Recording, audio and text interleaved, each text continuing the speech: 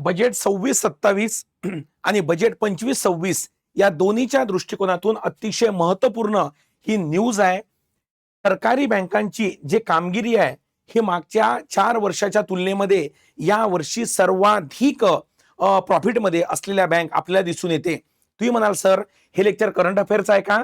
मी पुन्हा सांगतो, हे कोर करंट अफेअर पेक्षा इकॉनॉमिक्स जे 15 मार्काचं आहे त्या 15 मार्कामध्ये 5 ते 6 प्रश्न जे करंट बेस असतात हे त्यावर आधारित हे न्यूज आणि हा टॉपिक आहे.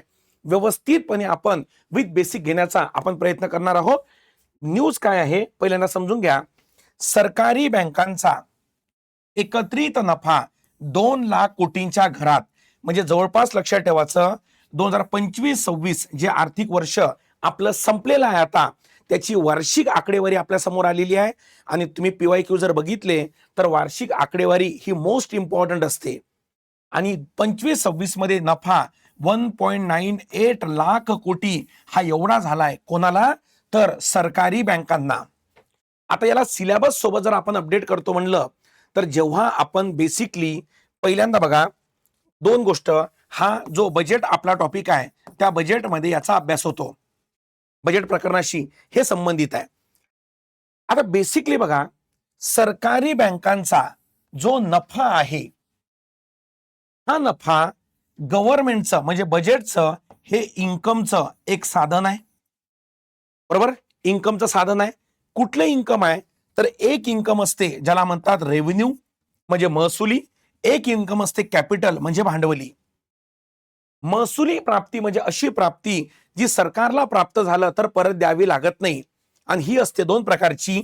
एकाला म्हणतात टॅक्स, एकाला म्हणतात नॉन टॅक्स. करातून प्राप्त उत्पन्न आणि गैर करातून प्राप्त उत्पन्न. हा जो सरकारी बँकांचा नफा आहे ना, हा नफा सरकारचा महसुली असून तो नॉन टॅक्स रेव्हेन्यू आहे. त्यामुळे पहिला PYQ पहिला FYQ हा इथंच दिसतो की पुढील पैकी सरकारचा नॉन टॅक्स रेव्हेन्यू कोणता, गैर कर महसुली प्राप्ती कोणती, आणि जर पर्यायामध्ये आलं सरकारी बँकांचा नफा तर ते आन्सर तुमचं करेक्ट आलं पाहिजे. आता दुसरा प्रश्न येतो की प्रत्येक बजेटमध्ये, हा बजेट बघा 2026-27 चा जा हा बजेट आहे आपला, परत 53.46 लाख कोटीचा. आणि बेसिकली तुम्हाला माहित असेल की आकडे जवळपास मिळते जुळते आहे. ही जी आकडेवारी आहे बँकांची ही 25-26 आहे. यामध्ये काय म्हटलं गेलंय बघा, तर जे सरकारला जे एकूण करेतर महसूल आहे करेतर महसूल, या करेतर महसुलामध्ये जे इतर आहे ना हे 2.33 लाख कोटी, बघा लाभांश व नफा 3.91 लाख कोटी, यात बँकांचा पण आला आणि कंपन्यांचा पण आला. हे आपलं 26-27चं टार्गेट आहे. म्हणजे या सगळ्यांमध्ये जे मागच्या वर्षीचं बजेट आहे हे हा आकडा म्हणजे लक्षात ठेवायचा हा आकडा येतो 1.18 लाख कोटी. ओके. दुसरं महत्वाचं काय इथं, जर या आकड्यांचं अनालिसिस केलं तर फर्स्ट टाइम 2025-26 मध्ये गव्हर्नमेंट ज्या कंपन्या बँक आहे त्यांचा नफा हा 2 लाख कोटी पर्यंत चाललेला आहे. बरोबर? म्हणजे एक्सपेक्टेड प्रश्न हे कुठं कुठे आपल्याला, पहिला एक्सपेक्टेड प्रश्न हा मला दिसतो तो म्हणजे की पहिल्यांदा 2022-23 मध्ये आपलं 1000 म्हणजे लाख कोटी हे कॅन्सल झालं, म्हणजे सॉरी वर हे आलं. एकतर 22-23 आकडा विचारेल किंवा 25-26 विचारेल, एकतर इथं समजलं. आणि सर्वात महत्वाचं हे सलग 6व्या वर्षी हे नफ्यामध्ये आहे. 6 वर्ष झाले आपल्या बँका या नफ्यामध्ये आहे. याचं कारण काय सांगण्यात येते तुम्हाला माहिती आहे ना एवढं, की कधी कधी 15 पैकी 3 प्रश्न कारणे परिणाम वैशिष्ट्य यावर विचारण्यात येते. यावर कारणे काय सांगितलेली आहे, तर जे NPAचं प्रमाण वगैरे जे आहे ते गव्हर्नमेंट बँकांचं हे कमी झालेलं आहे, ऍसेट रिकव्हरी झालेली आहे, हे प्रमुख रिझन यामध्ये सांगण्यात येते. बेसिक समजलं, आता सिलेबस समजलं बरोबर. आता थोडे आपण याचं अनालिसिस करू.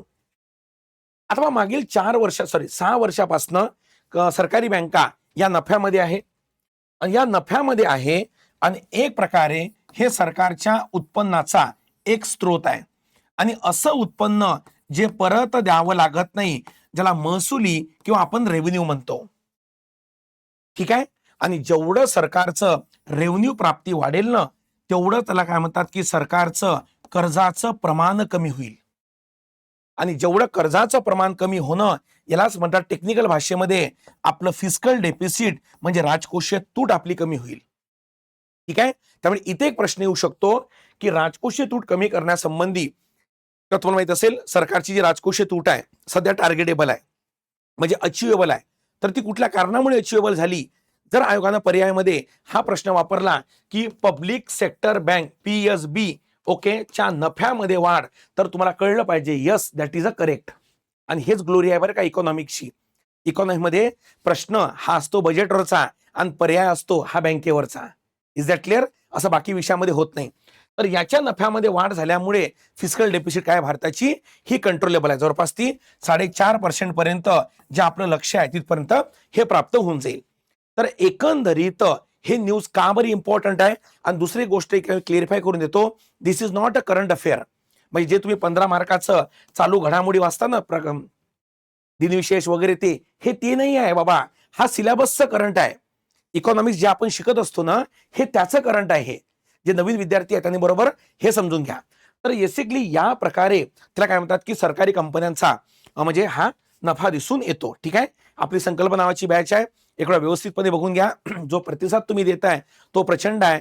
यामध्ये इकॉनॉमिकची जबाबदारी ही माझ्यावर असेल. संपूर्ण टीम तुम्हाला हे त्याला काय म्हणतात की कट टू कट सिलेबस हा तुमचा पूर्ण करत आहे सध्या. तर यामध्ये हे जे तुम्हाला बजेट हे दिसलं हे तुम्हाला अवेलेबल होऊन जाईल. काही काळजी नाही त्यामध्ये.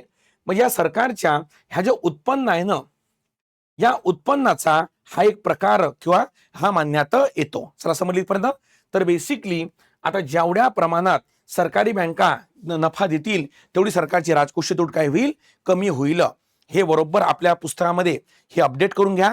हा प्रश्न येत्या परीक्षेमध्ये कुठं ना कुठं विचारेल. आणि हा प्रश्न कोणत्या कॅटेगरीमध्ये मोडतो? हा 0 ते 10 कॅटेगरीमध्ये नाही, हा 8 ते 15च्या कॅटेगरीमध्ये मोडतो. अशा छोट्या छोट्या गोष्टी आहे बरं का की ज्याच्याकडे हुशार विद्यार्थी बरोबर लक्ष देतो. कारण त्याला PYQचा ट्रेंड माहिती आहे. माहिती आहे तुम्हाला आयोगाने प्रश्न विचारला पुढील पैकी 2022चा प्रश्न आहे की सरकारी बँका सर्वाधिक नफा कशातून मिळवतात? पर्यायामध्ये होतं रिटेल बँकिंग. आपण ऑप्शन मध्ये लावून आलो तो म्युच्युअल फंड रिटेल त्याच्यामधनं होते. आता जो एकत्रित नफा कंपन्यांचा आला तो सरकारचं कोणती प्राप्ती आहे? महसुली. त्याचे परिणाम काय? तर राजकोषीय तूट काय होईल? कमी होईल आपली. ठीक आहे. तर व्यवस्थितपणे बघून घ्या म्हणजे तुम्हाला अंदाज येऊन जाईल ते. ठीक आहे. आपलं सबस्क्राईब करून घ्या चॅनल. बेल आयकॉनवर क्लिक करून घ्या म्हणजे जेव्हा मी लाईव्ह येणार तेव्हा तुमच्यापर्यंत नोटिफिकेशन प्राप्त होऊन जाईल. ओके. तुर्तास आपण इथंच थांबू. Thank you so much. आणि कॉमेंट बॉक्समध्ये लेक्चर बद्दल प्रतिक्रिया हे नक्की सांगा.